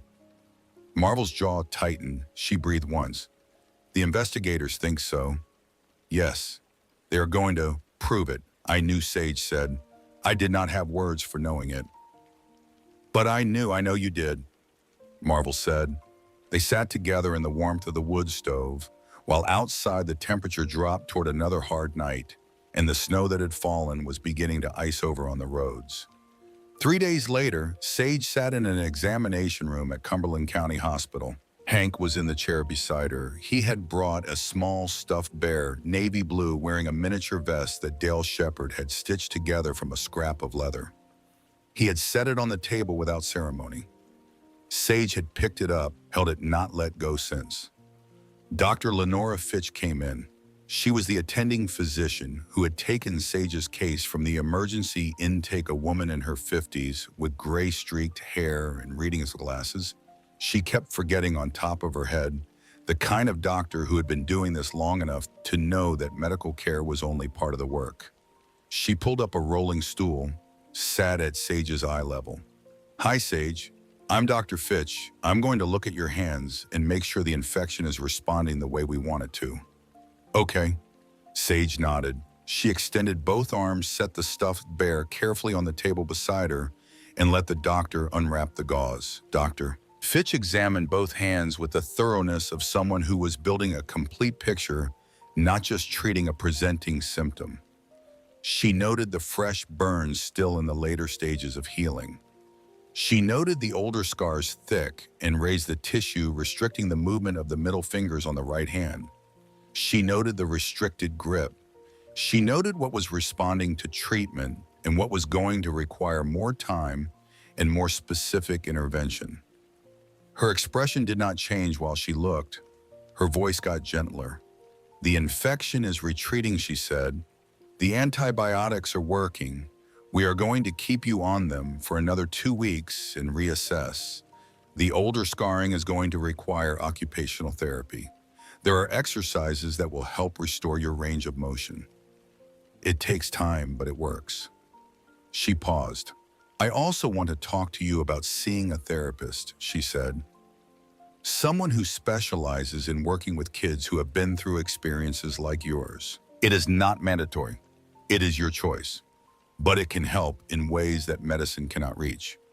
Sage looked at Hank. He nodded quietly. Okay, Sage said. Dr. Fitch smiled. Good. I will set that up before you leave today. She stood, shook Hank's hand, looked back at Sage. You are doing remarkably well, she said. I mean that medically, but I also mean it the other way. Sage picked up the stuffed bear. Later that same week, Victor made 3 phone calls that mattered. He called Nurse Deborah Hollis first. She answered on the 3rd ring. When Victor identified himself and explained why he was calling, there was silence. Then quietly, is Sage okay? She is safe, Victor said. But I need you to tell me what you saw. Deborah's voice cracked. I documented everything. March 17th, Sage came to my office during the health screening. She showed me burns on both palms, asked me if they looked normal for cooking accidents. I took photographs. I measured the wound patterns. I filed a report. Who did you file the report with? The principal, Deborah said. Patricia Diane. She is Sage's legal guardian. I followed protocol. I called her to my office, showed her the documentation, expressed concern about medical follow-up. What did she say? She thanked me, said Sage was clumsy and grieving her father, said she was in therapy, that the therapist said she was seeking attention through self-harm narratives. She promised to take her to the family doctor. Did she? I don't know. I never followed up. I trusted her. She is the principal. She has worked with kids for 20 years. I thought if anyone would handle it appropriately, it would be her. Deborah's voice broke completely. I knew something was wrong. I knew. But I followed the rules.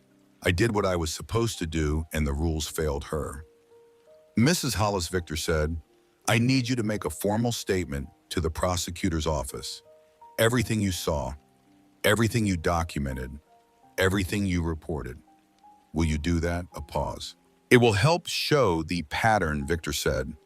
It will show that multiple mandatory reporters tried to intervene and were systematically blocked by the person in authority. That matters. I should have done more. You can do more now, Victor said. Make the statement. She agreed. He called Ms. Patrice home next. She had quit teaching 2 months ago and moved to a different district. She answered with suspicion. When Victor told her why he was calling, the suspicion did not go away. It transformed into something harder. She whispered it to me during indoor recess, Ms. Holmes said. 5 months ago, she showed me the scars on her wrists. She said her stepmother did it. I reported it to the principal.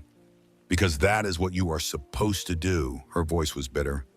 Diane pulled Sage's file, showed me documentation of behavioral issues, said Sage's therapist, who I later found out does not exist, said she was creating false accusations to process grief. Diane was so calm, so professional, so concerned. I believed her. What happened after that? Sage was moved to a different classroom within 3 days. Diane said it was because the personality conflict was affecting Sage's progress. I was told not to engage with Sage anymore. And you didn't. No, I avoided her in the halls. I looked away when I saw her in the cafeteria because I was uncomfortable, because I did not want to deal with the complexity of it. Why did you quit? Because I could not look at her anymore. Every time I saw her, I remembered that she had trusted me enough to tell me the truth, and I had chosen to believe the adult over the child. She stopped. You want my statement, she said. You will have it. Every word, every detail. I will testify if you need it. Because maybe if I had fought harder, then you would not need my testimony now. She hung up. Victor called Boyd Calloway last. Boyd had been Owen Briggs's closest friend. He answered on the first ring as though he had been waiting. When Victor explained the investigation, Boyd was quiet for a long time. Then he said, 2 months before the fire, Owen and I were working a construction job together. He mentioned that Diane kept pushing him to increase his life insurance, said she had brought it up 3 or 4 times, said it made him uncomfortable.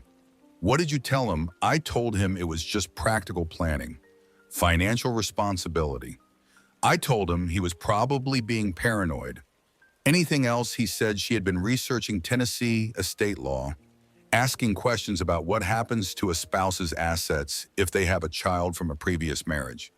Owen thought she was worried about Sage inheriting everything if something happened to him. I told him that was normal blended family stuff. Boyd paused. 3 weeks before he died, he said Diane had started talking about how dangerous old houses were. Faulty wiring, bad furnaces, carbon monoxide risks. He laughed about it, called it her worst-case scenario planning. I laughed too. He stopped. 3 weeks later, he was dead. Carbon monoxide, house fire, and I never questioned it, not once, because the death certificate said accidental, and Diane seemed so devastated, and I did not want to believe what the part of me that knew him best was telling me. Boyd Calloway, Victor said, I need everything, dates, conversations, concerns. Will you give a formal statement? Will it bring him back? No. Then why? Because it might prevent his daughter from ending up the same way he did. A long silence. I'll do it, Boyd said. God, I should have done it a year ago. 3 witnesses, 3 different points of failure, 3 people who had known and had not acted, each for their own reasons, each with their own accounting to do, not villains, just people who had made the choice that was easier than the alternative and who would spend the rest of their lives understanding what that choice had cost. The plea agreement was finalized on a Tuesday in February. Prosecutor Dan Whitfield called Ryder at 10 in the morning. The federal grand jury had indicted on all counts. The trial had been scheduled for May, but Diane Alcott's attorney had approached the prosecution the previous week. She was facing 3 murder charges, attempted murder, fraud, and torture. She was facing the full weight of a federal investigation that had, in the 3 months since her arrest, uncovered the complete architecture of 26 years of predation, the patterns so consistent, so documentable, so clearly intentional, that even a skilled defense attorney had concluded that a trial would result in consecutive life sentences. The plea deal offered instead 45 years federal prison, no parole eligibility. She would be 91 years old before she could apply for release. And Sage would not have to testify in open court. Whitfield had spoken with Sage and Marvell the previous afternoon. He had explained both options clearly without pressure, because Sage was old enough and had been through enough to deserve a clear explanation rather than a managed one. Sage had listened to everything. She had asked one question: if I do not testify, will the evidence still be enough? Yes, Whitfield had said, your recorded statement is entered as evidence. The documentation is sufficient. You would not need to be cross-examined. Sage had nodded. She had looked at Marvell and then looked back at Whitfield. I just want her to never hurt another kid, she said. That is the only thing I want out of this. The deal does that, Whitfield said. Then take it. Ryder held the phone after Whitfield confirmed the finalization. He sat in his kitchen with his coffee and the morning light coming through the window at a low winter angle, and he thought about what Sage had said. I just want her to never hurt another kid. Not I want her to suffer. Not I want the world to know what she did. Not any of the things that rage fully justified, fully earned might have produced. Just the one clear thing. The thing that was actually about someone other than herself. 11 years old, 68 pounds, 11 months in a shed, and her first concern was the next child. He finished his coffee, set the mug in the sink, went to the garage where his bike was waiting, and began his Saturday morning in the ordinary way, because ordinary mornings were a gift, and he had learned not to take them for granted. The house on Maple Street had 2 bedrooms, 1 bathroom, a kitchen with good light, and a living room with a couch and windows that faced east. Marvel had rented it using the housing fund, first month last month, security deposit, the rest held in reserve for what the months ahead would need. Dale Shepard had called Marvell in January at a coffee shop on Main Street and slid a folder across the table. The Hells Angels chapters across Tennessee, Kentucky, and Virginia had raised $42,000, not from wealthy donors, not from a single source, from individuals, from people who had heard what happened or had been part of it, from men who had ridden through a November blizzard because a child needed help and who had continued to show up in the ways they knew how. The fund was managed by a third-party trustee. Full transparency. Marvell had complete oversight. Dale told her what it was earmarked for: education, medical expenses, therapy, whatever Sage needed. Marvel had looked at the number for a long moment. Then she said, "Tell them thank you. Tell them from both of us." "Tell them by using it," Dale said. "That is the thank you they are looking for." The bedroom Marvel gave Sage was the east-facing one because east-facing and meant morning light, and she had decided that Sage had had enough of waking up in the dark. She put up curtains, soft yellow, the kind that filtered light rather than blocking it. She found a quilt at a thrift store, blue and white, hand-stitched, smelling faintly of lavender. The kind of thing someone had made with patient hands and donated when they were done needing it. Not understanding that somewhere down the line it would go to a child who needed it very specifically. The first time Sage walked into the room and stood in the doorway and looked at it, she did not say anything for almost a minute. Then she walked to the bed and sat down on it and put her hand flat on the quilt. "This is mine," she said, quietly to herself as much as to Marvell, testing the words the way you test ice to see if it will hold. "It is yours," Marvell said, "for as long as you need it and longer." Sage lay back on the bed, looked at the ceiling, white smooth unmarked, no knots to count, no plywood grain, no frost on the edges of a cracked window. She was quiet for a long time. Then, "Can I have breakfast tomorrow, like real breakfast?" Marvel's voice cracked just once, just briefly, before she steadied it. "Every single morning," she said, "for the rest of your life." Sage closed her eyes. That night she slept for 11 hours without waking. No sounds outside the door, no cold seeping through gaps in the wall, no counting, just sleep, deep and uninterrupted, the kind her body had been owed for 11 months and was finally collecting. 6 months after the night in the library on a Saturday morning in May, Ryder walked into the recreation room at Cumberland County, Virginia Hospital for his regular reading shift. He had been doing this for 7 years, every Saturday, 8 in the morning, reading to veterans who had lost their sight. It was not something he talked about or announced. It was simply something he did because there were men who had served and who could no longer read for themselves and who deserved to have someone show up regularly without drama and read to them. He stopped in the doorway. Sage Briggs was sitting with Walt Patterson, 84 years old, Army veteran, had lost most of his vision to macular degeneration 3 years ago, and she was reading aloud from a Louis L'Amour Western. Her voice was quiet and careful and steady, a little too formal in the way of someone who was concentrating on doing something well. The book was Hondo, the same title Ryder had been reading in the library on the night she had walked 47 steps toward him. She had not seen him yet. He stood in the doorway and listened. Walt was leaning slightly towards her, the posture of someone following a story carefully invested. When she finished the chapter and looked up, he was smiling. "You have got a good reading voice, young lady," he said. "You ever think about coming back next week?" "Maybe," Sage said. "If that is okay, more than okay, you come back next week. We will do another chapter." She looked up then and saw Ryder. Her face changed. Not dramatically, she did not perform her reactions. Had never been a child who performed her reactions. But something warmed in it, something that had not been there in the library 8 months ago. Something that belonged to a person who had reclaimed enough safety to allow herself uncomplicated pleasure at seeing someone she trusted.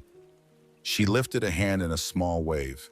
He crossed the room, sat in the empty chair on Walt's other side. "Did not know you were volunteering here," he said.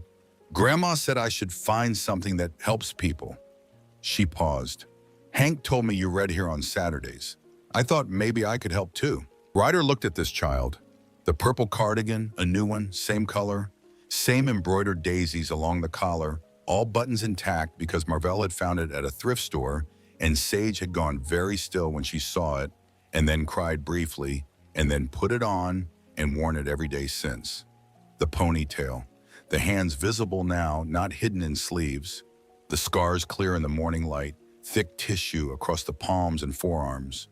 The evidence of what had been done, written permanently on her skin. She was not hiding them. Walt spoke up. Ryder, this young lady has been telling me about school. Honor roll last semester. Can you believe that Ryder looked at Sage? She looked back at him with the expression of someone who was slightly embarrassed to have been praised, but not entirely unhappy about it. I can believe it, he said. After the reading session, they walked out to the parking lot together. The May morning was warm, the kind of warm that Tennessee produces in spring before the summer heat arrives. Clear skylight, wind, the trees along the road in full leaf. Ryder's motorcycle was in the lot. Marvell's car was 3 spaces down. How are things, he asked. Good, she said. Better. She thought about it for a moment. Therapy helps. Dr. Martinez is really good. And Grandma is teaching me to bake. Yeah, we made chocolate chip cookies last week. They were not perfect, but they were pretty good. They reached the edge of the lot.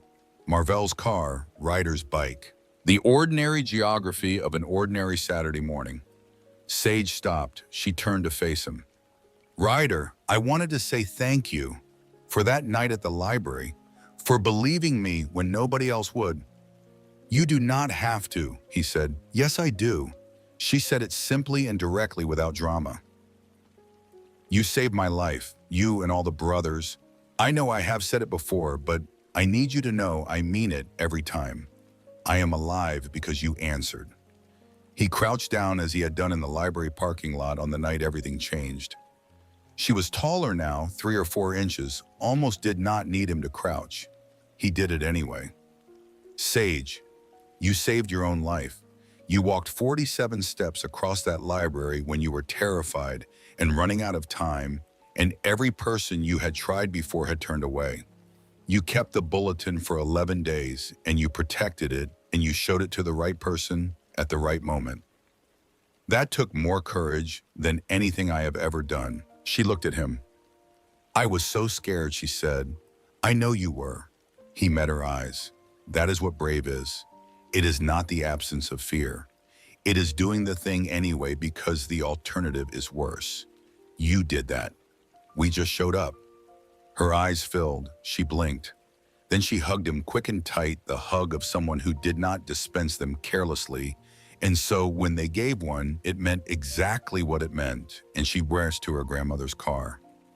He watched them drive away. He stood in the parking lot with the May sun on his face and thought about Callie, about the 14-year-old girl who had needed someone to show up and had not had one, about the 35 years he had carried that weight, about whether carrying it had been useful or whether it had simply been the thing you do when there is nothing else to do. He thought that maybe the weight did not disappear, that maybe it was supposed to be there because the weight was Callie, and Callie deserved to be remembered, but that it could be carried differently, that you could carry it in the direction of something rather than just carrying it in place. I got this one, Mel, he said quietly, to no one to the parking lot, to the particular kind of absence that is a person you loved who is no longer there, and she is helping the next one. 3 years after the night in the library, Sage Briggs was 15 years old. She was 5'2" and healthy, at a weight her doctor called ideal, and she called normal, which was really the same thing stated from different directions. Her hair was longer, pulled back in a ponytail. Her hands carried scars permanent visible in certain lights, the thick tissue catching the afternoon sun differently than the surrounding skin. She did not hide them. She had stopped hiding them somewhere around the 8th month of occupational therapy, when her grip had come back enough that her hands felt like hers again, rather than evidence. She wore the purple cardigan, all buttons intact. She was standing in the doorway of the Harrowfield Public Library. She had been volunteering here for 6 months. The community service requirement for Cumberland High was 40 hours annually. Sage had done over 200. Shelving books, helping with homework, running the children's reading hour on Saturday mornings. She had spoken to Carol Finch on her first day. Carol had looked up from the circulation desk and recognized her, and the recognition had been immediately followed by something complicated and unguarded crossing the older woman's face. Guilt in its full and accurate form, not the managed version that protects the person feeling it. Cassie, she had said, getting the name wrong in the way that people sometimes do when they are caught off guard and then correcting herself immediately. Sage, I am sorry. I heard about what happened. I should have. It is okay, Sage said. She meant it in the limited way that it was okay, not in the way that absolved Carol of the weight of what she had done, but in the way that allowed both of them to exist in the same building without the past crushing the present. I am not here about that. I am here to volunteer. Carol had nodded, could not speak for a moment. Why here, she finally asked. After everything, this is where my life changed, Sage said. I want to be here for the next kid who walks in looking for help. I want to be the person who sees them. Carol Finch had worked in this library for 26 years. She had seen a great many things come through its doors. She pressed her lips together and looked away briefly. Then she had handed Sage a volunteer orientation packet and said, "We are glad to have you." On a Thursday afternoon in April, a girl came into the library, maybe 9 years old, thin in a way that Sage recognized from the inside out, the specific thinness of a child whose body has been running on less than it needs for long enough that it shows in the face and the wrists in the way the clothes hang. She was wearing a jacket 2 sizes too large, still wrong for her in the way that ill-fitting clothing is always wrong, the signal underneath the surface. She sat down in the children's section and opened a book and did not turn a single page for 40 minutes. Sage watched her from the shelving cart. She knew the look.